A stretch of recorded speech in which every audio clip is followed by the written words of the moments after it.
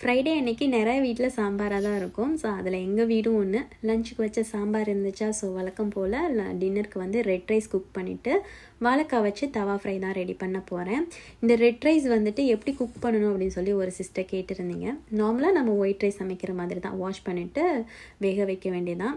ஆனால் என்ன அப்படின்னா இது குக் ஆகிறதுக்கு கொஞ்சம் டைம் வந்து கூட எடுக்கும். எனக்கு பார்த்திங்கன்னா ஒரு 20 மினிட்ஸ் எடுக்கும் இந்த கொஞ்சோண்டு ரைஸ் குக் ஆகிறதுக்கு. ஸோ அதனால் எப்பொழுதுமே ஒன் டைம் குக் பண்ணும்போது நெக்ஸ்ட் டேக்கும் சேர்த்தே நான் வந்து வேக வச்சுருவேன்.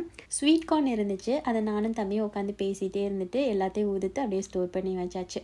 வாழைக்காயை மஞ்சத்தூள் போட்டு லைட்டாக வேக வச்சுருந்தேன். ஸோ அது கூட வந்து வெறும் மிளகாய்த்தூள், உப்பு, இஞ்சி பூண்டு பேஸ்ட்டு, இடித்து வச்சுருக்க மிளகு சீரகம் பவுடர் இதெல்லாம் சேர்த்து நல்லா மிக்ஸ் பண்ணி விட்டாச்சு. ப்ரௌன் ரைஸ் நல்லா வெந்ததும் அந்த தண்ணியை நம்ம வந்து வடிச்சிடலாம். சில பேர் வந்து ஹேர் வாஷ் பண்ணும்போது இந்த தண்ணியை யூஸ் பண்ணிக்கலாம், பட் நான் யூஸ் பண்ணுறது கிடையாது.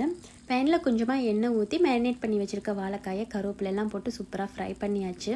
ஆல்ரெடி வந்து நம்ம வேக வச்சுட்டு சமைச்சதுனால சாப்பிட்றதுக்கு வந்துட்டு அவ்வளோ சாஃப்டாக இருக்கும்.